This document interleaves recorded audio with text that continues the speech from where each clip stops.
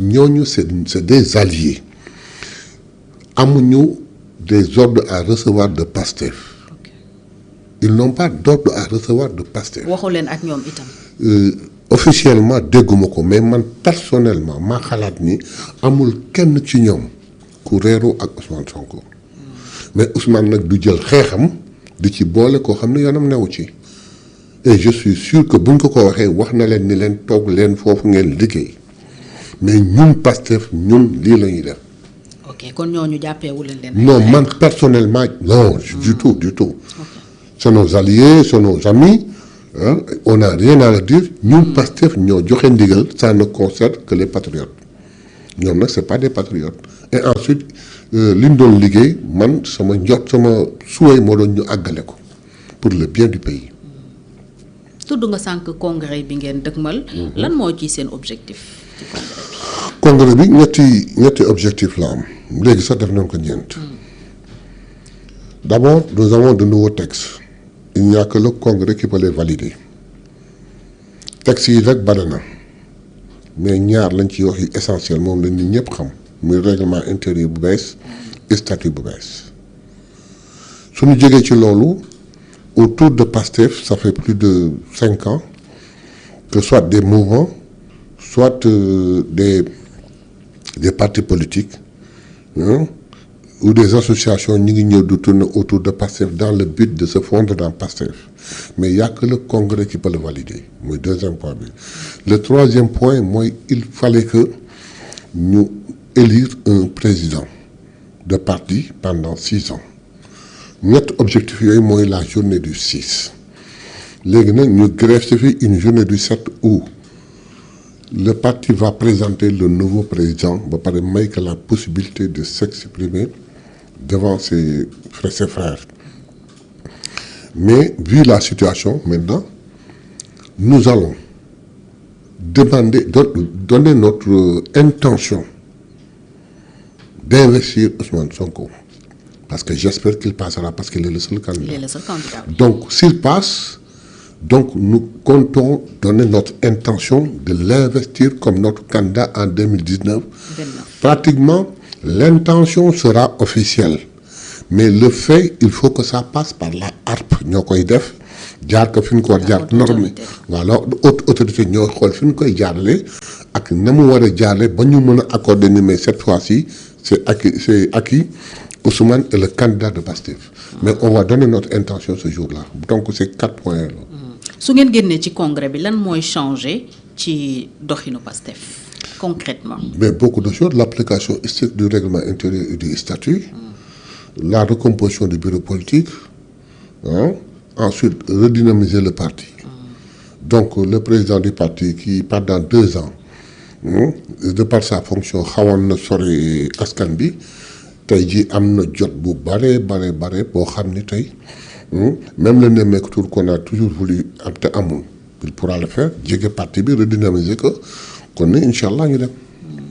Alors processus bi tax Ousmane Sonko nekk le seul candidat à sa succession am na yenn ci ay voix yu jóg di ko critiquer wax ne xëy na lépp jaarul yoon est-ce que ñu éliminer waruñu def recours ndax du dañoo xàllal Ousmane Sonko yoon quelqu'un comme Aldiouma Sow on apprend d'ailleurs que le bureau Pastef Somone destitué na ko en tant que coordonnateur est-ce que tout le processus a été respecté? Aldiouma depuis un certain temps partout où il peut écrire, il est en train de faire une provocation. Il cherche une chose que lui seul sait. Ensuite, il n'a pas suivi les événements. La harpe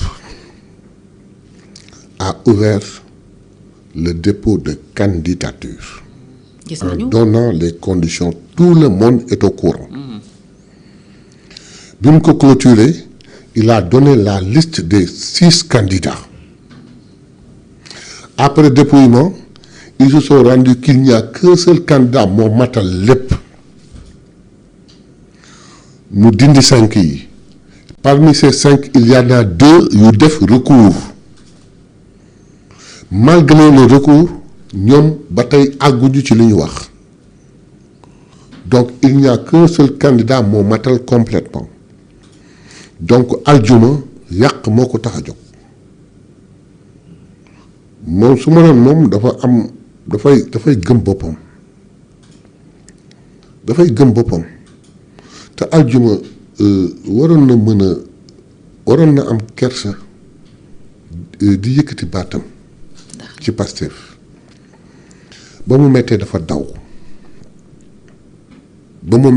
daw ka dem Canada tëdd fa takk fa jabar di noos nekk ci luñ demeel ala ko ñun ñuy xeex xale yi dee.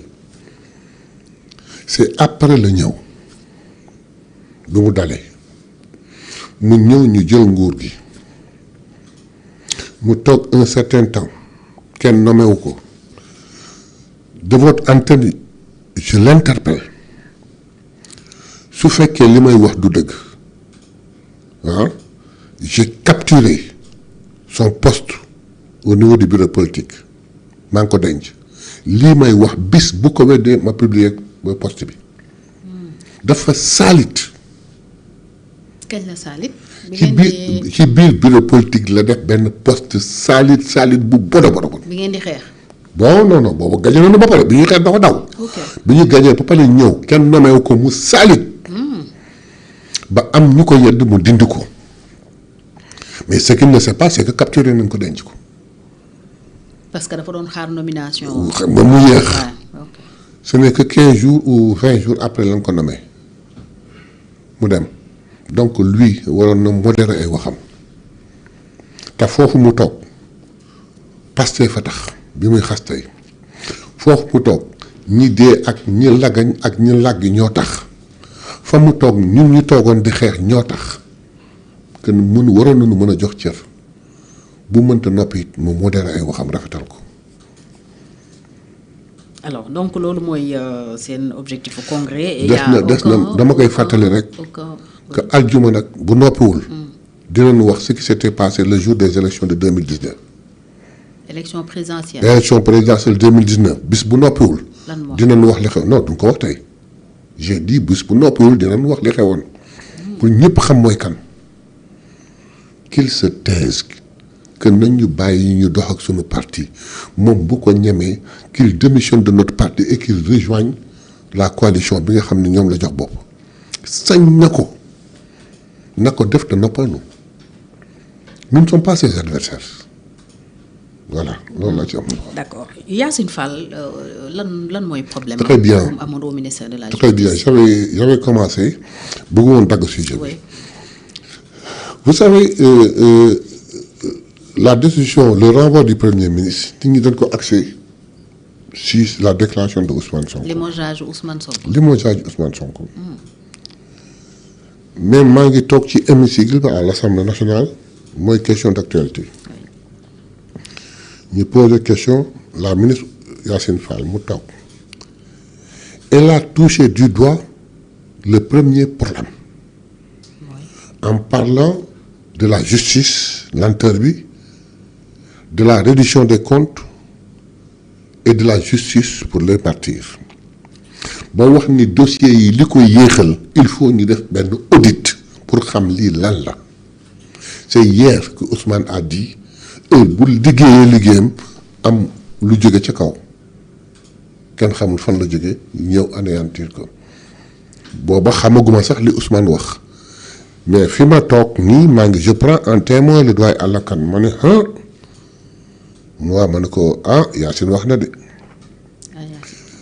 10 minutes après le président Ousmane Sonko ñëw taxaw wax ci fonds politique yi ba ne mu ne waaw ma geesu ne doyen Alla Kane tey jii la ñu dàq Ousmane Sonko. kon yow bettu la. wallahi bettu ma mun ma pourquoi ma ne que je le sens ma génn vaquer à mes occupations je crois que j'étais allé dans un plateau au retour du plateau vers 20h ma yegg si soxna si ni ma soxna si man dafa bëgg Ousmane Sonko ba nga xam ni ma yegg si je l'ai trouvé très agité je lui dis que waaye Adja yow tamit lu xewati Adja Seyni bu lu xewati man kay dama gis ni Diomaye dafay wax xaw ma lan la war a wax je lui dis Diomaye buy wax lu ci yoonam lan moo la ci gêné mun dama xamul lu muy wax ma ne ko waaw léegi attendons lan la mun ma dama dégg ñëpp a ngi jàpp RTS bu woon ma fu ne ñu naan ma jàppal RTS ma ne ko jàppal RTS mu jàpp ma ne ko non Diomaye waxul nee nañu c'est le kii comment c'est le secrétaire général de la présidence mooy wax mun ma ne ko day dàq Ousmane Sonko mënuma waxal jàmm ma ne ko lu ci dul jàmm lu ci dul jàmm. alors loxo boobu di ñëw di team Yacine Fall ak ay décision am da ngeen jot ne c'est le président Diomaye. ca kaw la jóge de ku am doole xaw ma nag. ci kaw kay bu passé premier ministre Yacine Fall beneen hiérarchie bi mu am mooy président Diomaye. wax ji yegg dafa ko. kon yéen pour yéen président Diomaye daal reddition des comptes. wax non non et pourtant on apprend par exemple que si dossier bracelet électronique yi ubbi nañ ci information judiciaire yooyu est-ce que du justice mi ngi avancer à son rythme mais que peut-être da ngeen bëgg mu gën a gaaw. justice day avancer ndam ko bëggee. ah dañ doon wax fii le temps de la justice n'est pas le temps. le temps de la politique. Ah très bien c'est une expression qui passe très souvent et que le président de la République a anéanti. Le 30 décembre moo toog ak la presse mu ni on dit que le temps de la justice n'est pas le temps de la politique. Des hommes et de la politique, oui. mu ni nag le temps de la justice devrait être le temps de la population parce que ñoom ils rendent la justice au nom de la population. C'est le président de la République qui le dit. waaw bu ñu bëri sax critiqué woon ko ci lim ne population bi am nañu droit def pression mais déggoo li ñu la waxoon. mais qu'est-ce qui a dû se passer entre-temps kon ba mu doxalee noonu fekkee li ngeen di wax. mais juste mais attendez si on le savait donc suñu xamoon ni lii moo koy changer mi ngi dem di changer lii moo koy changer mais kon on ferait tout pour bloquer ko mais personne ne comprend. mais am na lu ngeen joxtu su fekkee moom il s'oppose à la reddition des comptes bi nga xam ne yéen ñëpp da ngeen ko defoon seen cheval de bataille. xam nga je ne sais pas naka laa la ko mën a expliquer balaa veille ba 2 mois 3 mois après bi mu accéder au pouvoir mais ñoo bokkoon xalaat